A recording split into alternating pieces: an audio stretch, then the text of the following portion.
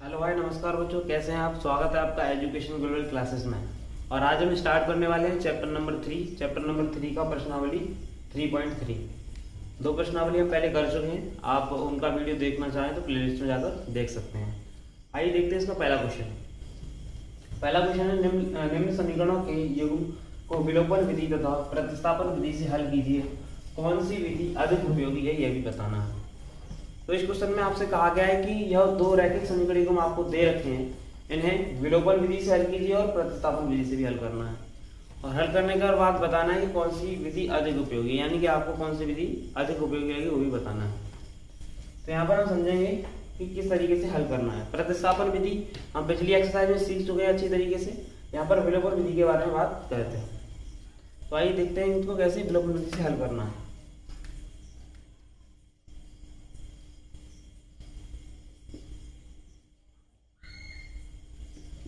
विलोपन विधि से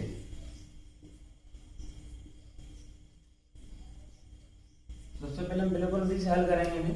तो यहाँ पर समीकरण दे रखा है x + y = 5, दूसरा है 2x - 3y = 4। तो विलोपन विधि होती क्या है। तो विलोपन विधि में हमें करना क्या होता है, किसी भी दो चर वाले रैखिक समीकरण युग्म में हमें x वाला पद या y वाला पद बराबर करना होगा। और बराबर करने के बाद उन दोनों को इस तरीके से हमें अरेंज करना होगा कि वो दोनों कट जाएं। तो यहाँ पर हम देखते हैं कि यहाँ पर पहले वाले समीकरण में x है, दूसरा वाला 2x से बराबर नहीं। यहाँ पर देखें ये y है और ये वाला 3y है, ये भी बराबर नहीं है। तो हमें कोई सा भी एक पद बराबर कर लेना है और एक पद बराबर करने के बाद प्लस माइनस में रखकर उसे जोड़ने पर या घटाने पर उसे कैंसिल कर देंगे। तो यहाँ पर देखते हैं कि क्या करते हैं। समीकरण नंबर 1 में अगर हम 2 से गुणा कर दें तो पहला वाला पद बराबर हो जाएगा, यानी कि x वाला पद बराबर हो जाएगा। अगर हम 3 से गुणा कर दें तो पाई और पाई वाला पद बराबर हो जाएगा। तो आप इसमें भी कर सकते हैं। मैं करता हूं यहाँ पर 3 से गुणा।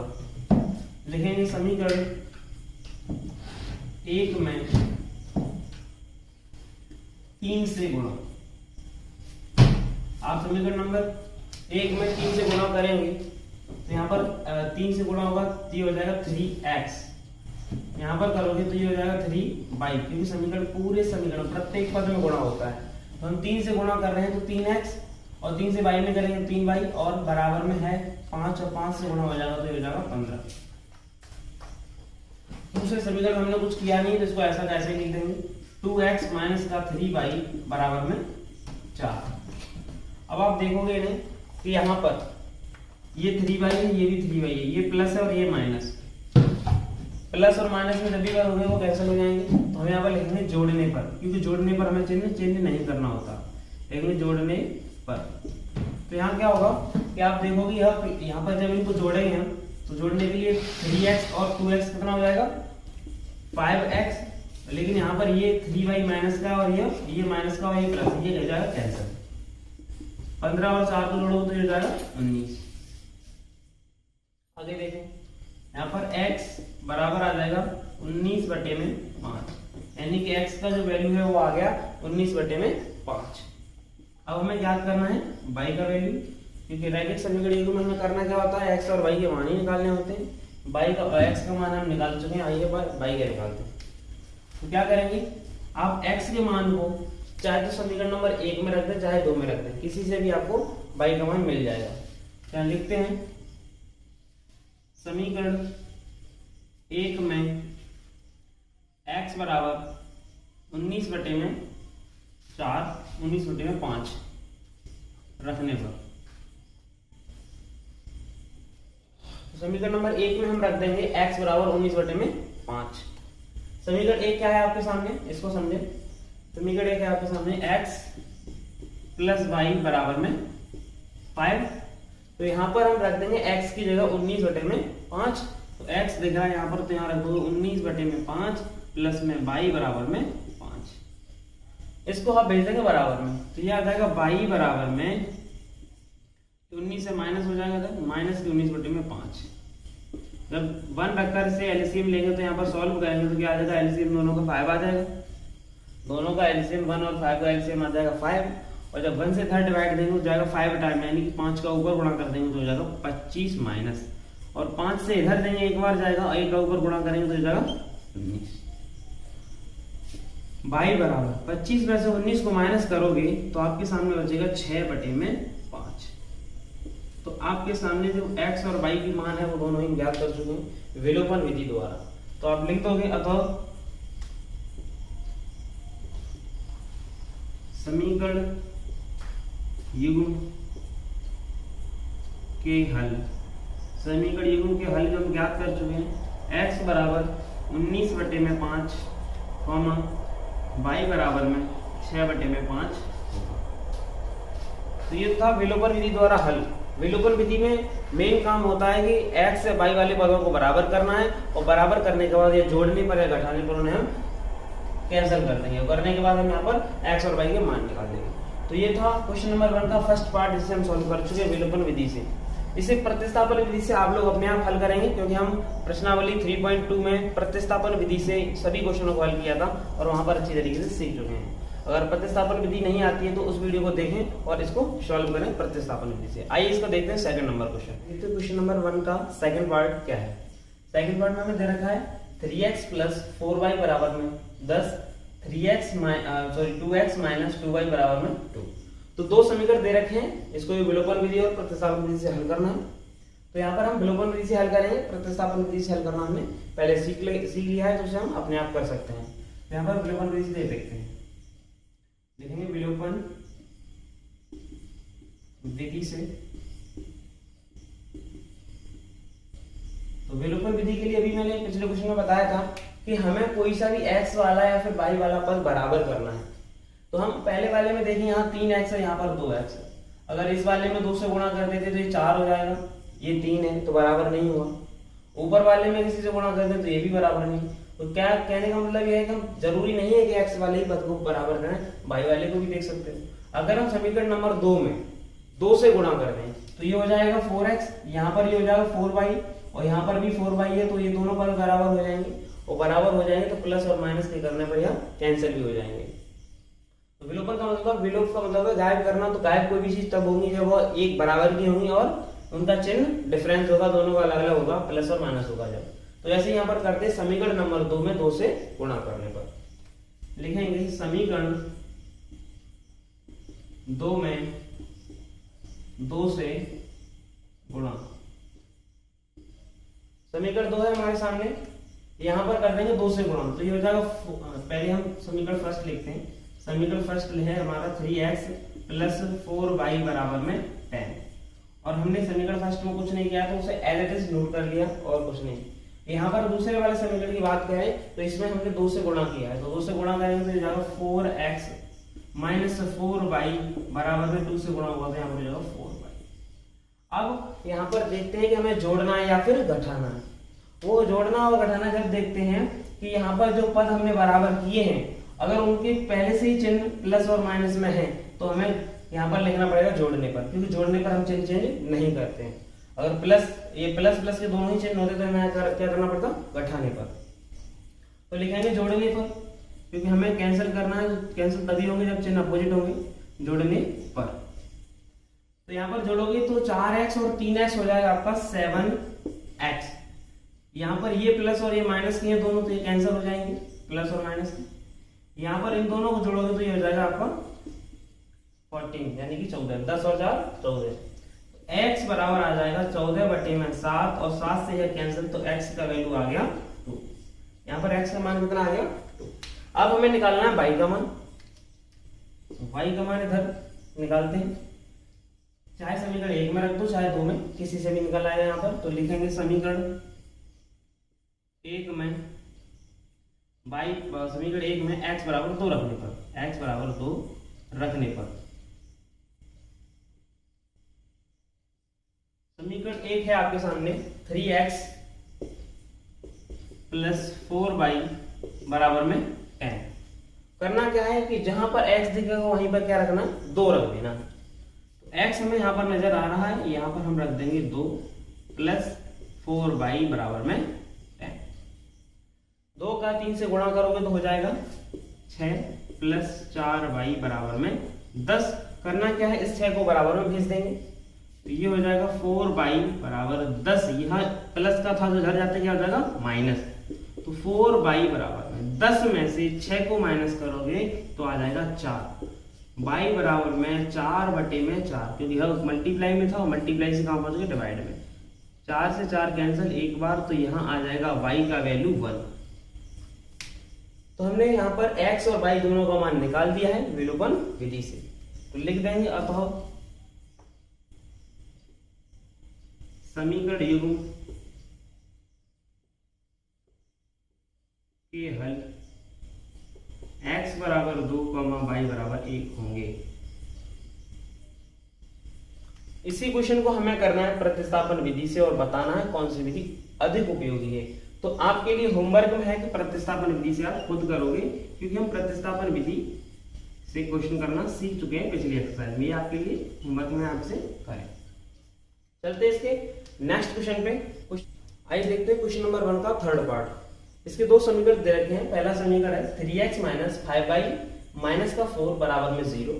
दूसरा है 9x बराबर 2y प्लस 7।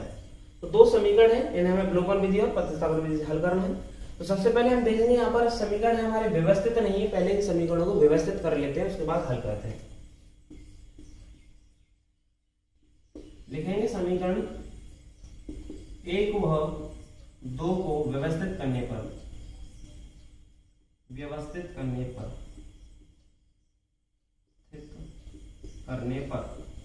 इन्हें व्यवस्थित करते हैं हम अन्य समीकरणों की तरह। तो पहले समीकरण हम क्या करते हैं, जो अचर राशियों से बराबर में भेज देते हैं। तो ये जाएगा 3x माइनस के 5y बराबर में, यह माइनस का 4 था, इधर कौन जाएगा प्लस का। ऐसे इधर यहाँ पर हम y को इधर उठा ले आते हैं, 7 को इधर ही छोड़ देंगे। तो ये जाएगा 9x, ये 2y इधर आएगा तो माइनस का 2y हो जाएगा, बराबर में हो जाएगा आपका 7। समीकरण हम यहाँ पर व्यवस्थित कर चुके हैं। समीकरण 1 व 2 को हम व्यवस्थित कर लिए हैं। आगे समझते हैं। विलोपन विधि से हल करना है तो किसी ना किसी x वाले पद को या फिर y वाले पद को विलोप करना होगा, यानी गायब करना होगा, और जब ही हो सकता है जब वो बराबर होंगे। तो यहाँ पर हम देखें पहला x वाला पद जो कि है 3x, यहाँ पर है 9x। बराबर करने के लिए हमें यहाँ पर पहले समीकरण में 3 से गुणा करने की जरूरत है। तो यहाँ पर हम क्या करेंगे, लिखते हैं समीकरण 1 में 3 से गुणा। तो यहाँ पर हम समीकरण 3 में कर देते हैं 3 से गुणा। समीकरण 1 में 3 से गुणा। तो जब गुणा करोगे 1 में, तो यहाँ पर क्या हो जाएगा, 3 का 3 से गुणा होगा 9x, 3 का जब 5 से गुणा होगा तो 15y, और 3 का जब 4 से गुणा होगा तो 12। और समीकरण 2 में हमने कुछ नहीं किया है, सो ऐसे लिख देंगे 9x माइनस के 2y बराबर में 7। अब बात आती है कि इसको हमें घटाना है या फिर जोड़ना है। तो यहाँ पर हम देखें 9x और 9x दोनों ही प्लस प्लस के हैं। जोड़ने पर लिखेंगे तो दोनों को जोड़ने पर क्या हो जाएगा 18। कोई कैंसिल नहीं होगा पद, ना तो x वाला होगा ना y वाला। तो जब ये दोनों पद बराबर हैं, जब चिन्ह अपोजिट हो जाएंगे तभी यह कैंसिल होंगे। तो यहाँ पर हमें लिखना पड़ेगा घटाने पर, क्योंकि घटाते हैं तो हमें चिन्ह लगाना पड़ता है माइनस का। तो यहाँ हम ऊपर वाले समीकरण में से घटाएंगे तो माइनस का चिन्ह लगाएंगे। हमें पता है कि यह ऑलरेडी प्लस में है तो ये माइनस हो जाएगा, यह माइनस है तो यह प्लस हो जाएगा, और यह प्लस है तो माइनस। तो घटाने पर कर रहे हैं, किसी भी संख्या को घटाते हैं तो यहाँ पर माइनस का चिन्ह लगाते हैं, और माइनस का चिन्ह लगाएंगे तो पूरे समीकरण में ही माइनस से गुणा हो जाएगा। तो आप लोग देखोगे 9x प्लस का और 9x माइनस का, तो ये हो जाएगा कैंसिल। आगे समझेंगे। यहाँ है 15y और ये है 2y। तो 15y में से 2y माइनस करेंगे, तो हमेशा बड़ी संख्या में से ही छोटी संख्या को माइनस किया जाता है। तो आपके सामने बचेगा 13y, लेकिन चिन्ह वही आएगा जो बड़ी संख्या के पास है, क्या है माइनस। तो इसके आगे आ जाएगा माइनस। आगे समझते हैं। ये है 12 और ये है 7।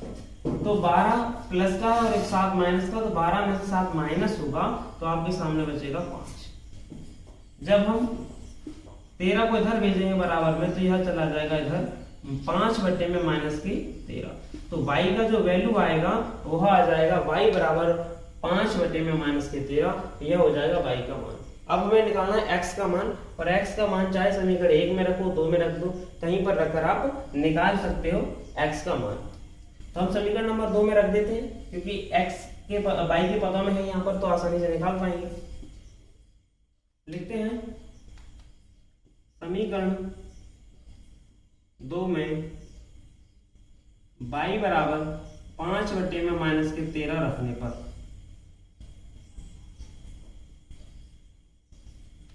तो यहाँ पर रखेंगे समीकरण 2 में। समीकरण 2 है हमारे सामने 9x बराबर 2y प्लस का 7। तो ये समीकरण 2 है और यहाँ पर हम y का वैल्यू रख रहे हैं, तो रखते हैं आगे समझते हैं।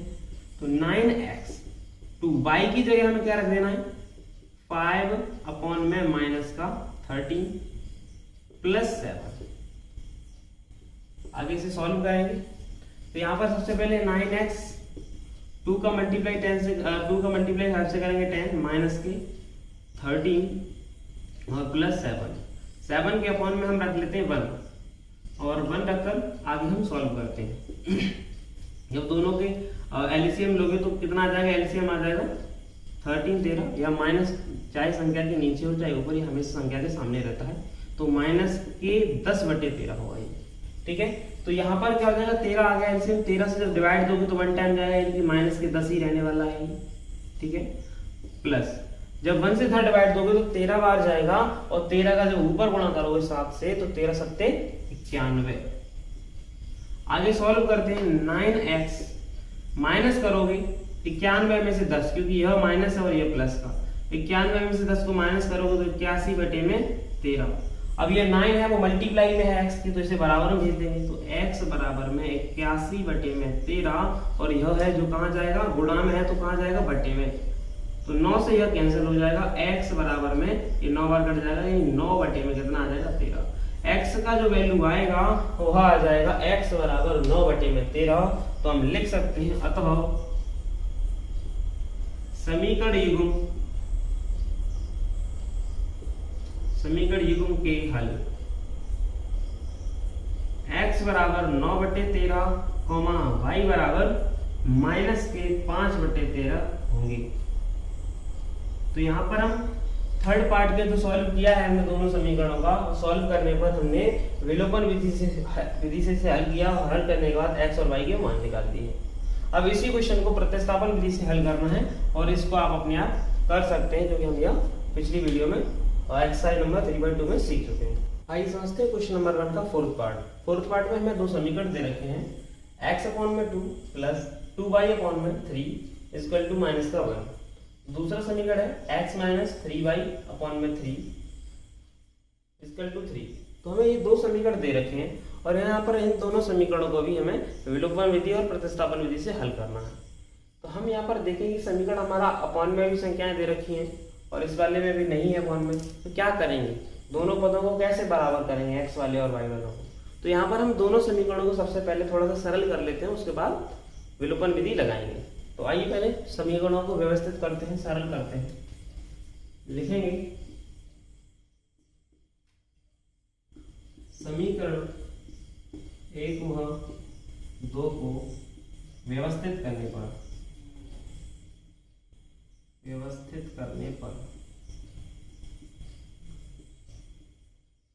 तो इन्हें व्यवस्थित करते हैं।